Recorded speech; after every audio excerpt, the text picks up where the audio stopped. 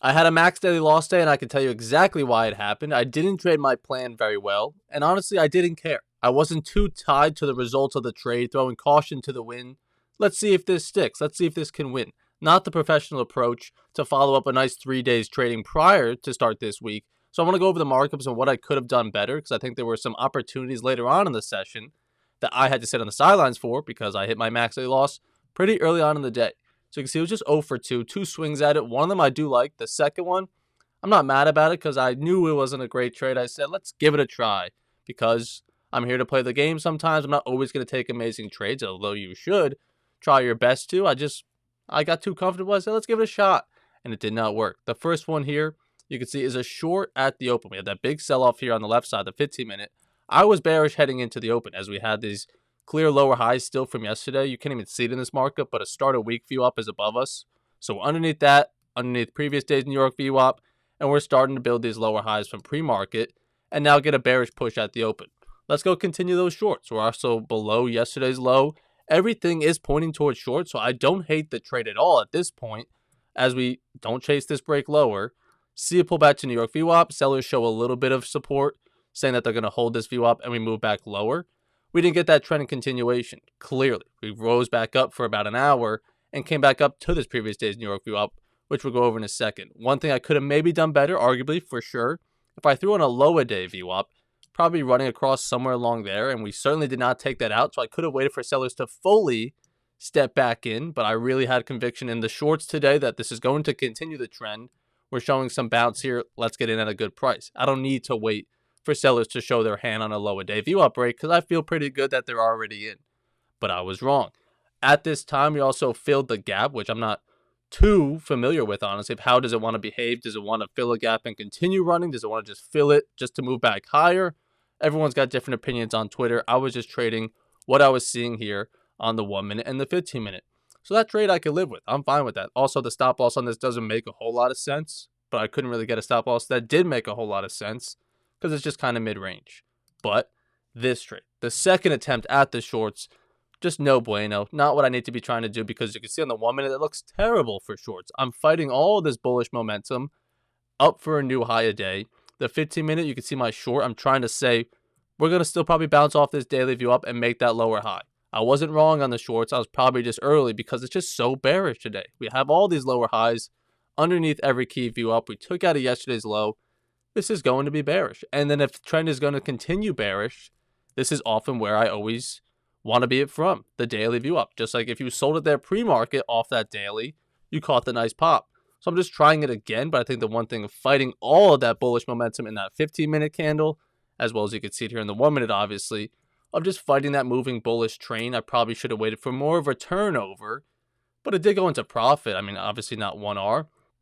I gave the stop loss plenty of space up here near high of day, because if it takes that out, certainly the shorts are gone. Longs are in. We're probably going to head higher to this yesterday's New York VWAP.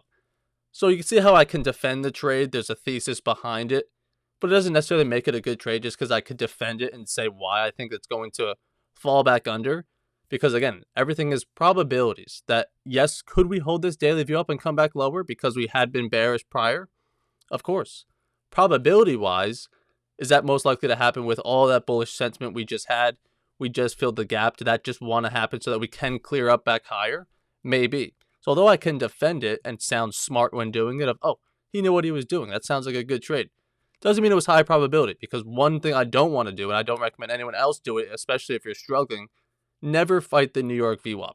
What the thing to do was probably just to long it, have a new high, let it pull back, take the next leg back into trend. I think I have it marked up here in my DRC. It's probably going to be the NQ long here. This is what I probably should have just done. But instead, I'm stuck in a short from here, hoping it comes back down, or just let it pop higher. Don't chase the longs. See it pull back. Take the second break outside open range high, and ride that back higher into the trend. So this was on my Tradeify account, which I'm always trading with here. So if you need a Tradeify account as well, you could also use code Evan and get 35% off. They're running a discount. It's always going to match their best deal, whatever time of the month you use my code. It's always going to match their best deal. So I'm on the 50K straight to funded, and that's how I was able to just have that blow up day last week and then just start fresh with these new accounts and bounce back pretty nicely because I'm just straight into the instant funding again. But I think this was just the play to be in. trend continuation. I teach it in the course as well. One other thing we could mention, if you've seen Futures 2.0, this is a classic, perfect bounce play off New York view up to go continue the trend. So the fact that I didn't take it because I was in a short is kind of funny, because I had someone on Twitter say, you should go watch Futures 2.0. Evan breaks it down, how to trade that long. And I was like, yep, you're right. I probably should have just been in this long because that's what I would normally do. But it's funny because I didn't really see it wanting to move higher here because I was in this short. Where if I wasn't in this short, I probably would just be reading, reacting to the higher highs and higher lows and take that higher. But being in another silly trade distracts me from the clearer trades I probably should have taken, right? And then there were some other trades after that as well, is the bounce, the rejection off yesterday's New York view up, right? So it's good that I didn't have any more capital to keep on trading, I suppose. But I would not want to long it up here. If you're at this key view up of yesterday's New York, that is not a place to do anything, in my opinion. You should either see it break higher and look for more longs, or see it reject and look for more shorts. But once we're at this key view up, it's a level of interest of, let's see who wins this battle. I don't want to predict that we're going to break. I don't want to predict that we're going to reject. I have to see what's going to happen. So I think once you see the rejection and then you get a nice stop loss at high day, you can definitely want to trade that back down because we rejected a key view up. And I was, obviously, from these earlier shorts, pretty bearish that I could believe this wants to come back down now that it's held this VWAP. And it just, in my opinion, again, it's an opinion, after this bullish rip, it's just too high for me to want to long it. It looks overextended. It could be due for a little break in the trend. Let's just pull back a little bit, and you get a nice retest to New York. Now, the bigger lesson maybe I want to talk about is the bounce play off of it. So maybe this markup will do us some justice. If you bounce play off the New York VWAP, again, taught in the Futures 2.0, you could definitely make money out of it. But I think it's just tougher. I think this markup will do more justice with the 15-minute notes. If you do the bounce play, you make money. If you take the high day break, you will not make money on today. Because look at this 15-minute. At this 15-minute, this is where you'd be looking to long it on the break of high day VWAP right there.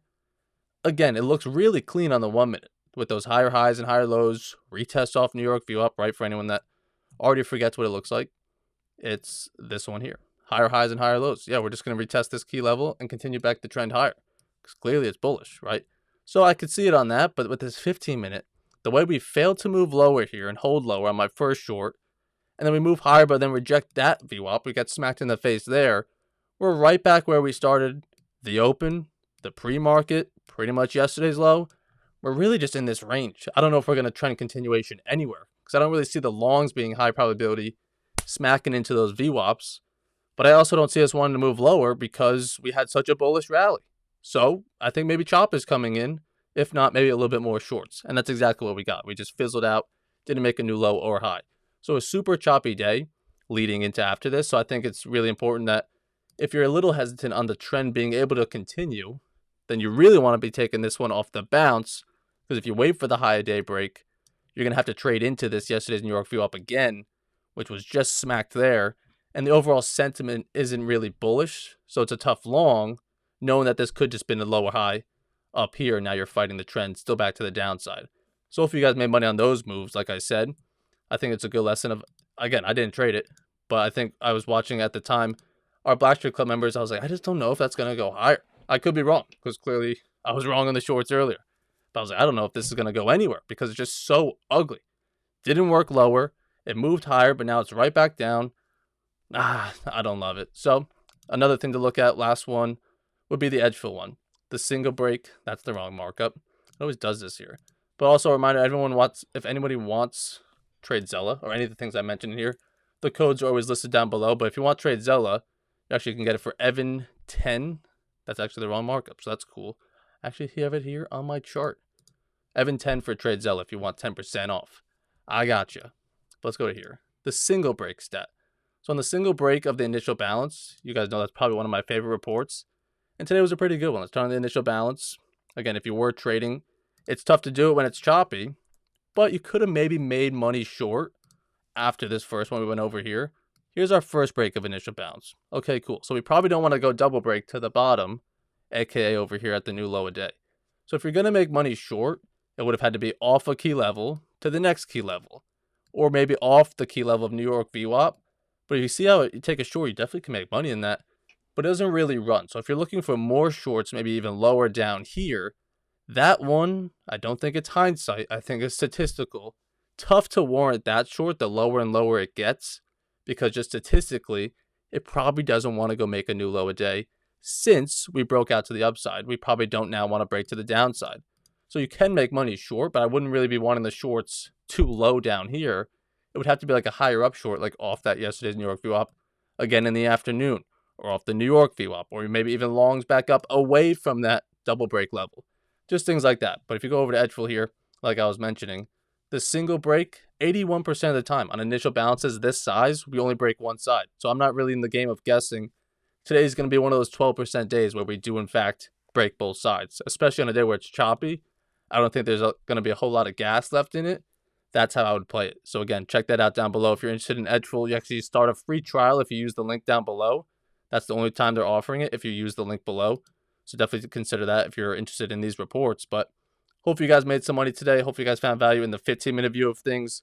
The shorts I took at the open, not bad. The short I took afterwards, not great. But hopefully you guys made some money in some longs or some shorts. Having a great week, finishing off the month strong. Always feel free to reach out if you have any questions. We got some great things in the works. You'll see more about those, more announcements to come, so stay tuned. But I appreciate you guys tuned in. Trade safe, follow your rules, and I'll see you guys on the charts tomorrow morning.